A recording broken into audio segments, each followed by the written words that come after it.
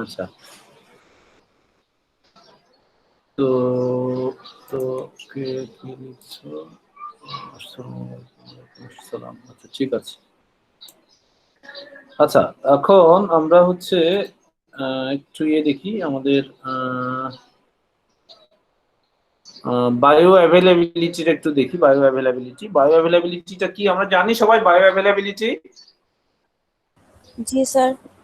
কি বায়ো অ্যাভেলেবিলিটিটা? স্যার ব্লাড সিস্টেমিক সার্কুলেশনে যতটুকু পৌঁছে।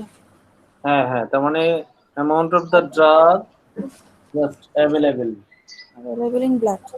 অ্যাভেলেবল ইন ব্লাড আর কি। হ্যাঁ, তো বায়োঅ্যাভেলেবিলিটিটা হচ্ছে আমাদের যেটা বলা হচ্ছে আমাদের সিস্টেমিক সার্কুলেশনে যে ড্রাগটা অ্যাভেলেবেল থাকে সংস্থাটা রেট অ্যান্ড এক্সচেঞ্জ বলা হয়। হ্যাঁ, active drug, the rate at which drug reaches in the systemic circulation, যে রেটে ড্রাগটা সিস্টেমিক সার্কুলেশনে পৌঁছায়। বায়োঅ্যাভেলেবিলিটি আলটিমেটলি আমাদের আইভিতেই মানে বায়োঅ্যাভেলেবিলিটি আমি ওরালের জন্যই বলা হয়, কিন্তু যদিও আইভিতে 100% ধরা হয়, কিন্তু আমরা বায়োঅ্যাভেলেবিলিটি মেজার করার জন্য আমরা হচ্ছে ওরাল ড্রাগ গুলার বা আদার ট্যাবলেট বা ক্যাপসুল ড্রাগ গুলার বায়োঅ্যাভেলেবিলিটি মেজার করি আর কি। হ্যাঁ, তো সেক্ষেত্রে আমাদের হচ্ছে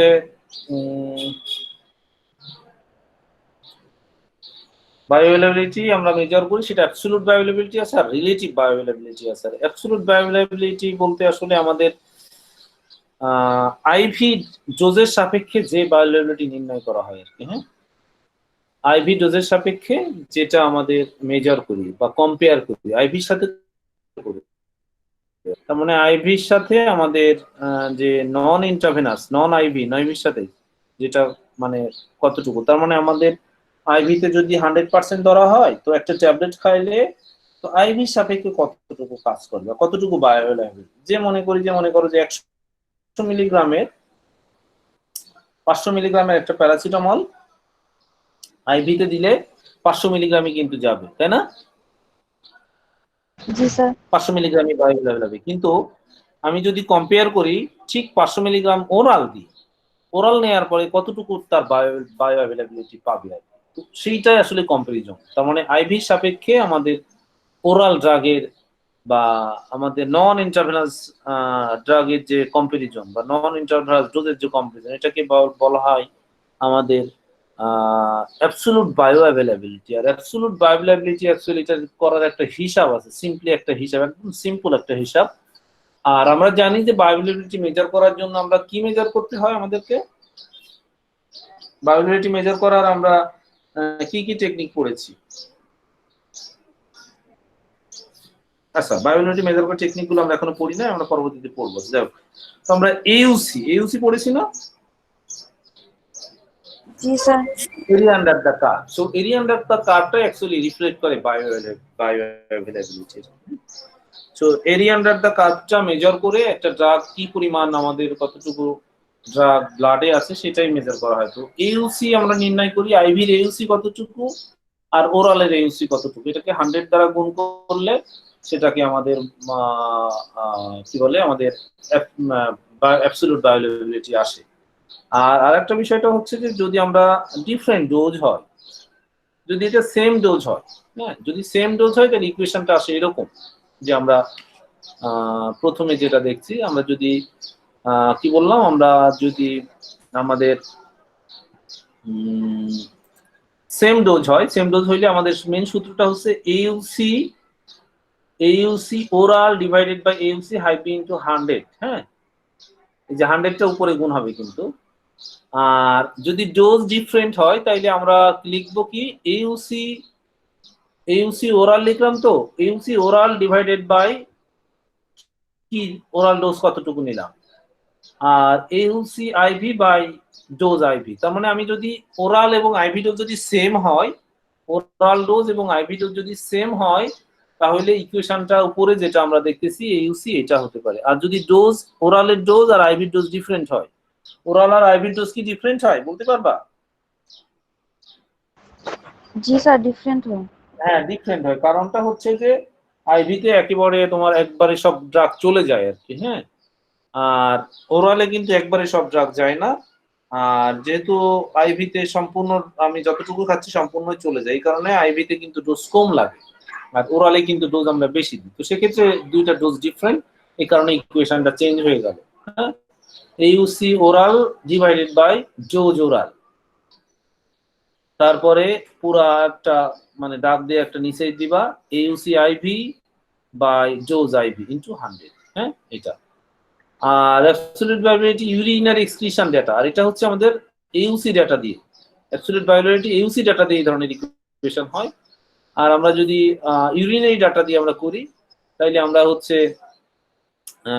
এই ধরনের একটা ইকুয়েশন আছে, এই যে এফ, এক্ষেত্রেও কিন্তু আমরা এফ লিখতে পারি, অ্যাবসলিউট বায়োঅ্যাভেলেবিলিটি এফ, এক্ষেত্রেও আমরা এফ লিখতে পারি। এফটা বলতে ক্যাপিটাল এফটা আমরা অ্যাবসলিউট বায়োঅ্যাভেলেবিলিটি বলি আর কি। আচ্ছা, তো সেক্ষেত্রে ইউরিনারি ডিইউ মানে ড্রাগ অ্যাট ইউরিন, হ্যাঁ, drug at urine after oral divided by drug at urine after IV, হ্যাঁ, by dose oral dose IV. তার মানে ইউসির পরিবর্তে আমরা কি ইউজ করলাম এখানে, পার্সেন্ট বায়ো অ্যাভেলেবিলিটি আর অ্যাবসোলুট অ্যাভেলেবিলিটি, এটাকে কি বলা হয়, পার্সেন্ট বায়ো অ্যাভেলেবিলিটি আর অ্যাবসোলুট অ্যাভেলেবিলিটি। হ্যাঁ, সো অ্যাবসোলুট অ্যাভেলেবিলিটিতে আমরা কি বললাম, দুই ভাবে নির্ণয় করতে পারি, একটা কি নিয়ে এইউসি নিয়ে, আর একটা কি নিতে পারি এইউসি নিয়ে, আর একটা ইউরিন নিয়ে, ইউরিন স্যাম্পল। হ্যাঁ, বারবার আমি ইউরিন স্যাম্পল কালেক্ট করে সেটা নিতে পারি। এরকম হচ্ছে কোনো বাটন চাপ করছে নাকি?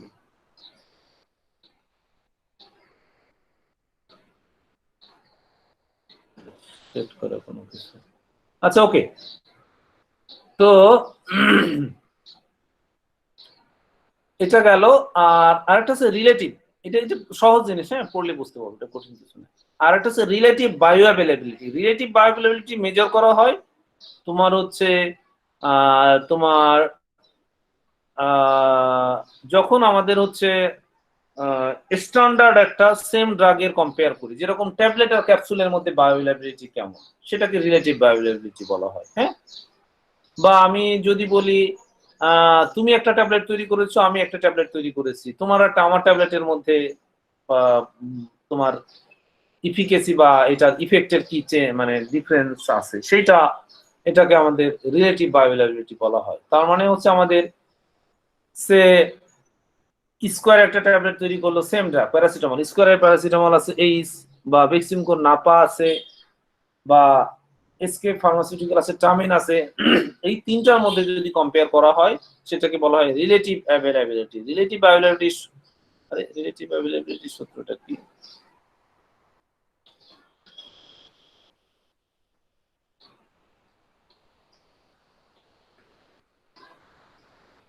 আচ্ছা, রিলেটিভ অ্যাভেলেবিলিটি সূত্রটা হচ্ছে যে এখানে সূত্রটা দেয়া নাই আর কি। রিলেটিভ অ্যাভেলেবিলিটি সূত্রটা হচ্ছে সেম, বই থেকে একটু দেখে নিও আর কি। হ্যাঁ, এই এইউসি ওরাল বাই কি হবে, বাই এইউসি আইভি হবে না, কি হবে, এইউসি যেটাকে আমি স্ট্যান্ডার্ড ধরবো, এইউসি স্ট্যান্ডার্ড। আমি যে মনে করো যে বেক্সিমকোরটা ভালো না স্কোয়ারেরটা ভালো না এসকেপেরটা ভালো, আমরা কিভাবে কম্পেয়ার করবো, কেউ কি বলতে পারবা? আমি কম্পেয়ার করব কিভাবে? স্ট্যান্ডার্ডের সাথে কম্পেয়ার করব। রাইট, আমাকে একটা স্ট্যান্ডার্ড কিন্তু নিয়ে আসতে হবে, ঠিক আছে, যে স্ট্যান্ডার্ডটা সবাই মানে, যে এটাকে, তার মানে অনেকে বলে না যে আমি তোমাকে মানি না, অমুককে মানি না, কিন্তু অমুক জনকে মানি, তাই তো, নির্দিষ্ট নির্দিষ্ট একজনকে সবাই মানে আর কি, তো সেটা হচ্ছে স্ট্যান্ডার্ড। হ্যাঁ, একটা স্ট্যান্ডার্ড ফর্মুলেশন আছে, ওই ড্রাগেরই একটা স্ট্যান্ডার্ড ফর্মুলেশন আছে, সেই স্ট্যান্ডার্ড ফর্মুলেশনের সাথে কম্পেয়ার করলাম যে সেইটার কাছাকাছি কতটা যায়, বেক্সিমকোটা কতটা ফলো করে, সেটা একটা ব্যাপার, স্কোয়ারেরটা সেটার কাছাকাছি কতটা ফলো করে সেটা একটা, তারপরে বেক্সিমকোটা সেটার কাছাকাছি কতটা ফলো করে, বা এসকেপেরটা সেটার কাছাকাছি কত, সেটাকে আমরা বলি স্ট্যান্ডার্ড। তো সেক্ষেত্রে আমাদের এটার ইকুয়েশনটা হবে same, AUC oral divided by AUC IV হবে না, এখানে কি হবে, এইউসি স্ট্যান্ডার্ড। আর উপরেরটা যেহেতু টেস্ট করতেছি সেক্ষেত্রে আমরা লিখে দিতে পারি AUC টেস্ট, মানে আমি বলতেছি টেস্ট 1, বা AUC বেক্সিমকো লিখতে পারি, AUC Beximco divided by AUC standard into 100। ঠিক একইভাবে AUC Beximco by dose Beximco divided by AUC Beximco by AUC standard by dose standard. ঠিক আছে, বোঝা গেছে তো ইকুয়েশনটা? বাকিটা বইটা একটু দেখো আর কি। হ্যাঁ, তার মানে স্ট্যান্ডার্ড বা ইয়ের সাথে, সেক্ষেত্রে আমি যদি তিনটা কম্পেয়ার করি, যে বেক্সিমকো স্ট্যান্ডার্ড বেক্সিমকো এসকেএফ আর আমার মনে করো যে স্কোয়ার একটা কম্পেয়ার করি, তাহলে এরকম তিনটা ইকুয়েশনে আমাদের করতে হবে। হ্যাঁ, যে রিলেটিভ অ্যাভেলেবিলিটি ফর বেক্সিমকোর জন্য, তো সেক্ষেত্রে আমরা লিখবো AUC Beximco divided by AUC standard into 100, আর ডোজের সাপেক্ষে আসলে আমাদের ডোজ আসবে। এইটা আমাদের রিলেটিভ অ্যাভেলেবিলিটি বললাম। আর বায়ো ইকুইভ্যালেন্সটা হচ্ছে, বায়ো ইকুইভ্যালেন্স একটা ইম্পর্টেন্ট একটা টার্ম। সেটা হচ্ছে বলা হচ্ছে যে আমাদের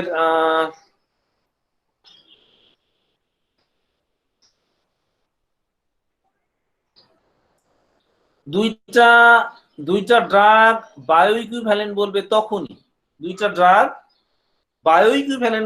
তখনই, যদি তাদের হচ্ছে তাদের অ্যাবজর্পশন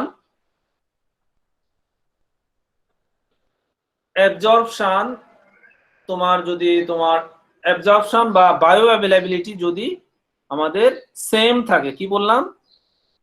দুইটা ড্রাগকে আমরা বায়ো ইকুইভ্যালেন্স একটা ইম্পর্টেন্ট টার্ম। যেরকম যদি মনে হয় যে, যদি বলি যে আমরা বলতেছি দুই বায়ো ইকুইভ্যালেন্স কিভাবে যদি ডিফাইন করি, যদি মনে করি যে আমাদের স্ট্যান্ডার্ডের সাথে যদি আমাদের মিলে যায় ড্রাগটা, হ্যাঁ, তো সেটা আমরা হচ্ছে কি বলে, আমরা হচ্ছে যে ড্রাগটা আমরা ইয়া করলাম যে বায়ো ইকুইভ্যালেন্স বলবো তখনই, তার মানে আমরা স্ট্যান্ডার্ডের সাপেক্ষে যখন আমি কম্পেয়ার করি, তখন সেই দুইটা ড্রাগকে আমরা বায়ো ইকুইভ্যালেন্ট বলতে পারি। যদি সেই দুইটা ড্রাগকে যদি আমাদের কি বলা হচ্ছে যে আমরা যদি তাদের হচ্ছে সেম ভাবে ট্রিট করি, তার মানে তাদেরকে যদি আমরা তাদের অ্যাবজর্পশন যদি সেম হয় বা তাদের বায়োঅ্যাভেলেবিলিটি যদি সেম হয় এবং তারা যদি সেম ডোজে দেওয়া হয় এবং তাদেরকে দুইটা ড্রাগকে যদি সেম এক্সপেরিমেন্টাল কন্ডিশন ফলো করা হয়, আর কি এই তিনটা আছে মেন। তার মানে হচ্ছে যদি দুইটা ড্রাগকে আমরা বায়ো ইকুইভ্যালেন্ট তখনই বলবো যখন তাদের মধ্যে কোনো ডিফারেন্স দেখাবে না, কাদের মধ্যে, তাদের অ্যাবজর্পশন এবং বায়োঅ্যাভেলেবিলিটির মধ্যে কোনো ডিফারেন্স দেখাবে না, এবং তারা হচ্ছে তোমার সেম এক্সপেরিমেন্টাল প্রোটোকল ফলো করে এই টেস্টগুলো করা হবে। সেম এক্সপেরিমেন্টাল প্রোটোকল, হ্যাঁ, সেম ডোজ দেওয়া হবে এবং সেম প্রোটোকল ফলো করা হবে এবং সেম বায়োঅ্যাভেলেবিলিটি বা সেম অ্যাবজর্পশন হবে, তখনই এই দুইটা ড্রাগকে আমরা কি বলবো, বায়ো ইকুইভ্যালেন্স। বইটাতে দেখবো যে আরো একটু ভালো করে দেওয়া আছে। ফার্মাসিউটিক্যাল অল্টারনেটিভ একটু দেখো, ফার্মাসিউটিক্যাল অল্টারনেটিভ কোনগুলা?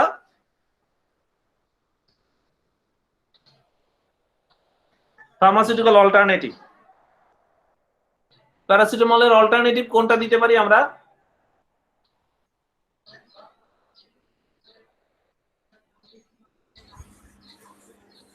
স্যার জানি না তো এটা জানো না?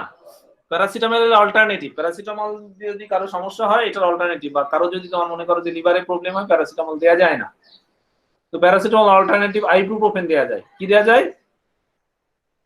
আইবুপ্রোফেন।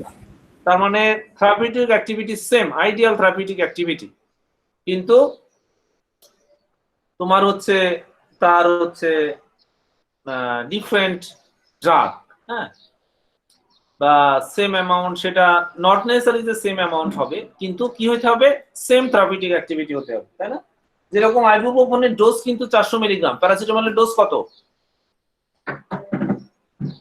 প্যারাসিটামলের ডোজ 500 মিলিগ্রাম, কিন্তু তাদেরকে আমরা কি বলতেছি, ফার্মাসিউটিক্যাল অল্টারনেটিভ বা থেরাপিউটিক অল্টারনেটিভ, দুইটা বলা হয়, ফার্মাসিউটিক্যাল অল্টারনেটিভ অর থেরাপিউটিক অল্টারনেটিভও বলা হয়, মানে থেরাপিউটিক্যালি তারা অল্টারনেটিভ।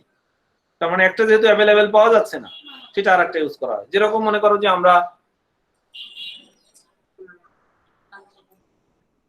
আমরা যেরকম মনে করি যে আমরা হচ্ছে যদি যেরকম কিছুদিন আগে আমরা হচ্ছে হেক্সিসল পাচ্ছিলাম না, তাই না, মার্কেটে জি স্যার। স্যানিটাইজার। হেক্সিসল না পেয়ে আমরা কি ইউজ করতেছি, এই যে বিভিন্ন ধরনের বিভিন্ন কোম্পানি যেটা তৈরি করেছে আর কি, হ্যাঁ, অন্য নামে আর কি, সেটা কিন্তু হেক্সিসলের মানে ঠিক সেটা না, হ্যাঁ, বা সেম সেম ইনগ্রেডিয়েন্ট না, সেটাটা হতে পারে কিন্তু আলাদা ইনগ্রেডিয়েন্ট। তার মানে ডিফারেন্ট কেমিক্যাল অ্যাক্টিভ ময়েটি হতে পারে আর কি, হ্যাঁ, সেটাকে আমরা ফার্মাসিউটিক্যাল অল্টারনেটিভ বা থেরাপিউটিক অল্টারনেটিভ বলতে পারি। আর আরেকটা হচ্ছে খুব ইম্পর্টেন্ট, আরেকটা ফার্মাসিউটিক্যাল ইকুইভ্যালেন্ট, খুব ইম্পর্টেন্ট একটা বিষয়, ফার্মাসিউটিক্যাল ইকুইভ্যালেন্ট। তার মানে ফার্মাসিউটিক্যাল ইকুইভ্যালেন্ট বলতে আমাদের যে it means that the drug product contain the identical amounts of the identical active ingredient. তার মানে আমাদের same salt, same ester, same therapeutic moiety থাকতে হবে এবং আইডেন্টিক্যাল ডোজেস ফর্ম, হ্যাঁ, এটাকে আমরা বলতেছি কি আমাদের ফার্মাসিউটিক্যাল ইকুইভ্যালেন্ট। তার মানে হচ্ছে আমরা আমরা যদি বলি প্যারাসিটামল, কি বলে, আমাদের হচ্ছে এটার এক্সাম্পল হিসেবে আমরা বলতে পারি যে আমাদের ডিফারেন্ট ব্র্যান্ড, হ্যাঁ, ব্র্যান্ডটা ডিফারেন্ট কিন্তু আমাদের একই হচ্ছে কি বলা চলে, থেরাপিউটিক ইউজ। একই থেরাপিউটিক স্ট্রেন থাকতে হবে এবং একই ডোজেস ফর্মে থাকতে হবে কিন্তু, ঠিক আছে। যেরকম বলতেছে যে দেখো, যদি কারো সল্ট ফর্মে থাকে সেটা সল্ট ফর্মে থাকবে, স্টার ফর্মে থাকলে সেটা স্টার ফর্মে থাকবে আর কি, সেম থাকবে যেরকম। বা আমাদের এখানে আরেকটা বিষয় আছে, সেম ডোজেস ফর্মেও থাকতে হবে কিন্তু। ডোজেস ফর্ম বুঝতেছো তো? জি স্যার। চেঞ্জ হতে পারে, চেঞ্জ হতে পারে যে তোমার হচ্ছে আদার ইনগ্রিডিয়েন্ট গুলা, যেরকম আমাদের কালার আলাদা হইতে পারে, তারপরে তোমার হচ্ছে শেপ আলাদা হতে পারে, সাইজ আলাদা হইতে পারে, হ্যাঁ, পটেন্সি ডিফারেন্ট হতে পারে, সেটা আলাদা। পটেন্সি তো তোমার মানে এটা মেনটেন করে নির্ণয় করা হয়, পটেন্সি সবারটা সমান না, কারণ 99% কারোটা 95%, হ্যাঁ, সেটা আলাদা বিষয়। তাহলে আমরা কি বলতেছি, ফার্মাসিউটিক্যাল ইকুইভ্যালেন্ট বলতে আমরা বলতেছি যে আইডেন্টিক্যাল অ্যামাউন্ট, একই অ্যামাউন্ট, একই অ্যাক্টিভ ইনগ্রেডিয়েন্ট এবং সেম ডোজেস ফর্ম, হ্যাঁ, কিন্তু ডিফারেন্ট ব্র্যান্ড হতে হবে। কি হতে পারে? ডিফারেন্ট ব্র্যান্ড, সেটাকে বলে ফার্মাসিউটিক্যাল ইকুইভ্যালেন্ট বা জেনেরিক ইকুইভ্যালেন্টও বলা হয় এই ক্ষেত্রে। যেরকম আমি বলতে পারি কি, এক্সাম্পল হিসেবে বলতে পারবা কেউ ফার্মাসিউটিক্যাল ইকুইভ্যালেন্ট গুলা ডিফারেন্ট ব্র্যান্ড হতে পারে কিন্তু same same active ingredient. Sir Napa আর এস। নাপা এই স্টামেন যে আমরা যেটা বলি আর কি, এটাকে আমরা বলি ফার্মাসিউটিক্যাল ইকুইভ্যালেন্ট। আচ্ছা, আরেকটা ব্যাপার, যদি বলি হচ্ছে নাপা ট্যাবলেট আর নাপা সিরাপ বা নাপা সাসপেনশন, যে কি ফার্মাসিউটিক্যাল ইকুইভ্যালেন্ট? বা নাপা ক্যাপসুল আমাদের দেশে নেই, প্যারাসিটামল ক্যাপসুল আছে, অন্য দেশে আছে। না স্যার, হবে না। তাহলে কি ফার্মাসিউটিক্যাল ইকুইভ্যালেন্ট হবে? না স্যার। না, হবে না। তারপরে যেরকম মনে করো যে যদি এরকম কিছু কিছু ড্রাগ থাকে, যেরকম হচ্ছে আমার পেনিসিলিন কে বা পেনিসিলিন সোডিয়াম, পেনিসিলিন কিন্তু সেম। পেনিসিলিন কে বলতে হচ্ছে পেনিসিলিন সল্ট, সল্ট ফর্মে থাকে, পটাশিয়াম সল্ট আর পেনিসিলিন সোডিয়াম সল্ট, এটা কি ফার্মাসিউটিক্যাল ইকুইভ্যালেন্ট? না স্যার। না, ফার্মাসিউটিক্যাল ইকুইভ্যালেন্ট হবে না, রাইট। তো ফার্মাসিউটিক্যাল ইকুইভ্যালেন্ট বলতে সেম অ্যাক্টিভ ইনগ্রেডিয়েন্ট থাকবে, সেম ময়েটি থাকবে, সেম ডোজেস ফর্ম থাকতে হবে। একটা সলিউশন একটা সাসপেনশন হইলে হবে না।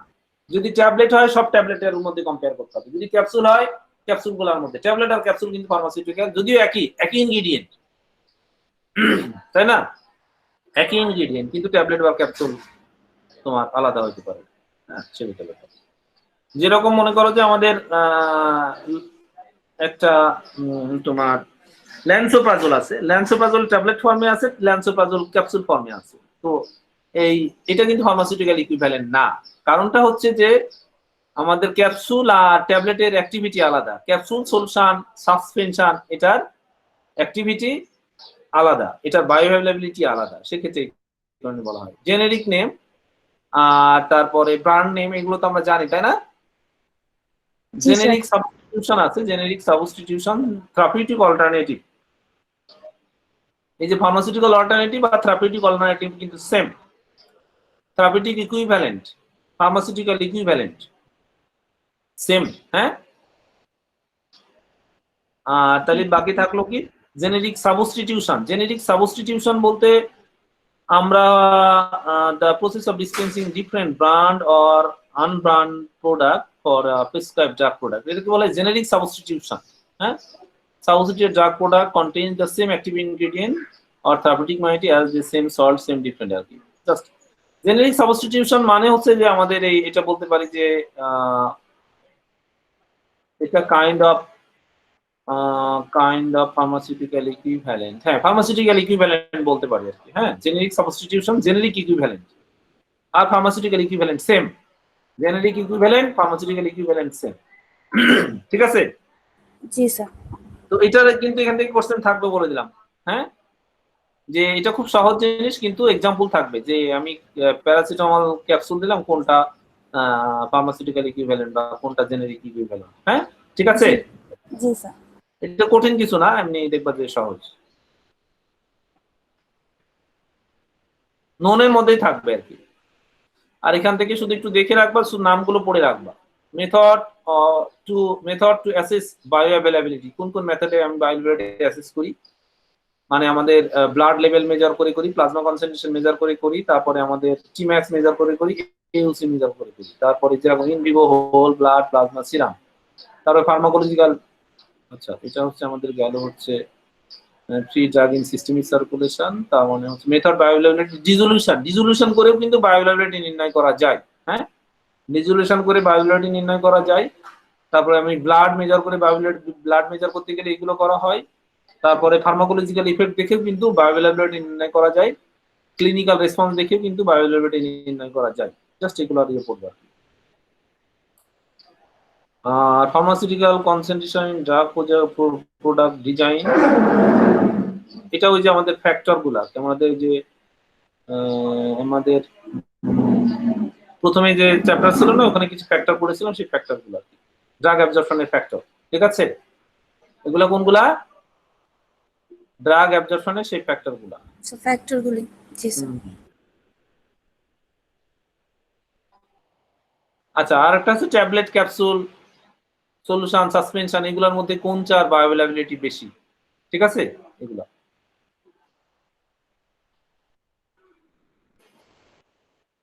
আর এটা হচ্ছে আমাদের সেই বায়ো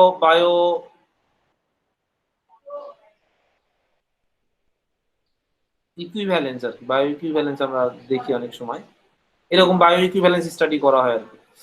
আচ্ছা, ওকে, ঠিক আছে। এখানে bio pharmaceutical concentration in drug product design, শুধু স্লাইড গুলোই পড়ো এখানে। হ্যাঁ, এটা দরকার নাই আর কি।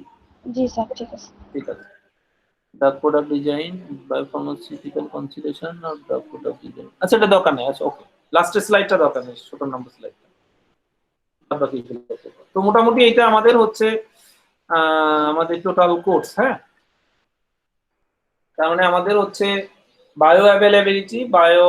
আচ্ছা, এখান থেকে কিছু আমি তোমাদের নেক্সট দিন কিছু ম্যাথমেটিক্যাল প্রবলেম সলভ করাবো, যে বায়ো অ্যাভেলেবিলিটি কিছু ক্যালকুলেশন করা হয়, মজার এগুলো আর কি। হ্যাঁ, কঠিন কিছু না বা টাফ কোনো কিছু না, তোমাদের জন্য সহজ যেটা হবে সেটা।